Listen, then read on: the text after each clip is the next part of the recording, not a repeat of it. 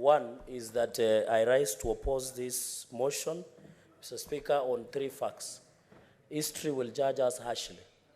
All impeachment proceedings that have gone to committee have become negative. They have become like laundry processes where governors who accusations are faced have come back. And many people are not correcting this, Mr. Speaker. I want, for the benefit of new members, if the committee sits and they find out that the charges are negative, that matter rests there. So I want to advise my colleagues who are excited that this matter will come back and they'll have a second bite of the cherry. They are not lucky. Mr. Speaker, when you look at Section 33 and Standing Order number 80, the issues that have been raised by Meru, MCS, Mr. Speaker, and other stakeholders is a weighty matter, Mr. Speaker. I want each and every senator, we sit in plenary. It becomes a learning process. We question. Mr. Speaker, the impression that we are creating outside there is that 11 are better than 67, which is not the position. Because, Mr. Speaker, in that plenary session, you will be the one presiding over.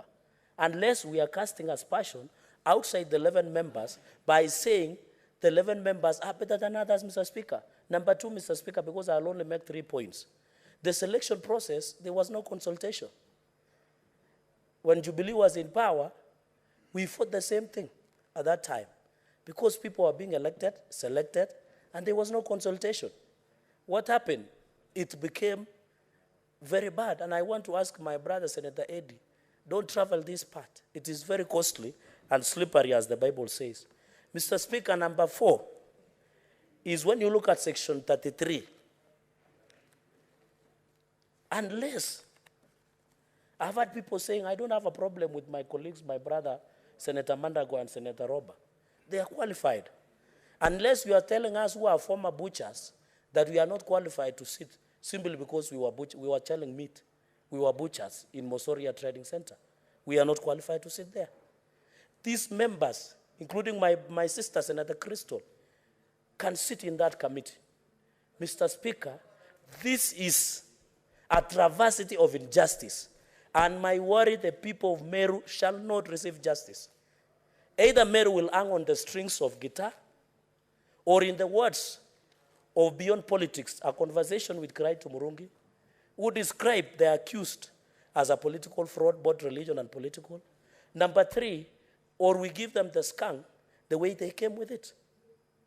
But as a Senate, as we protect devolution, how can we tell the nation we are protecting devolution when we have relegated our role to 11 people because we simply want to go for Christmas? Mr. Speaker, history will judge us harshly.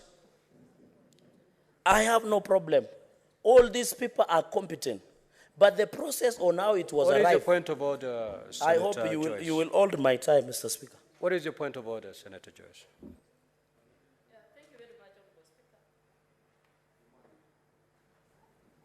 Thank you very much, Honorable Speaker. I just wanted to know whether the Honorable is in order to mislead this House that unless their names are in the list, that is when they can talk of having the committee transact the trials. Because he is alleging that because he was a butcher, he is not in the list. Is he in order, Honorable Speaker? CHERARGEI, is it true that you are a butcher before you made it here? Mr. Speaker, conclude, please. Some of us who have come from harsh background, we had to do everything to survive. And with tremendous respect to my sister, I don't want to respond along that line. My concern is this. Let us stand with the people of Meru. I want Governor Kagwira Mwangaza receive justice. I want the people of Meru to receive justice. I want MCS to receive justice. But, Mr. Speaker, if we allow this motion to pass, this will be the greatest injustice that will ever be presided at the inaugural stages of this Senate, Mr. Speaker. And therefore, we don't have a doubt.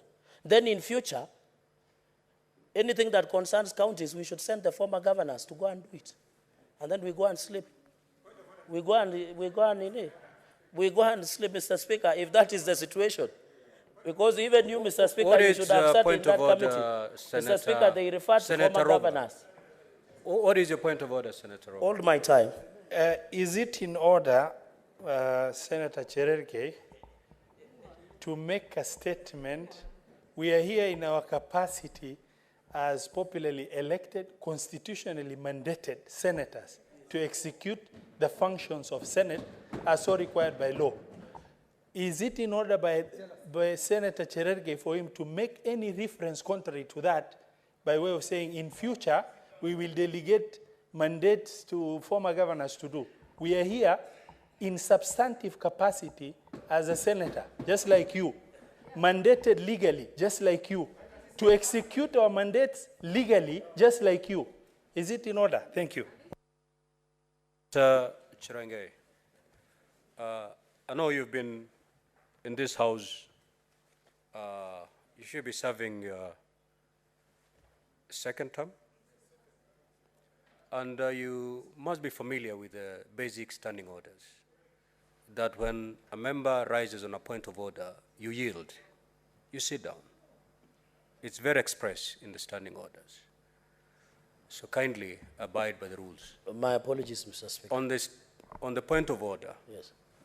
indeed, to that extent, you're out of order. Kindly retract that statement and proceed. Mr. Speaker, I don't want to give credit and contempt to what Senator Roba said. In conclusion, it is always good to stand Senator when you are on the right, to always, Senator even it means... CHERARGEI, Yes, Mr. Speaker. you've made a statement Yes.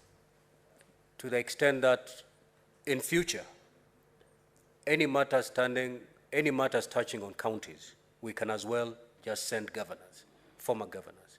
It is that statement that you need to retract. Oh, okay.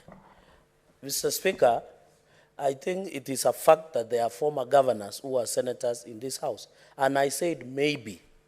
It doesn't mean that they can never be in any committee. I didn't say they shall be, Mr. Speaker. So I think the answer should bear me.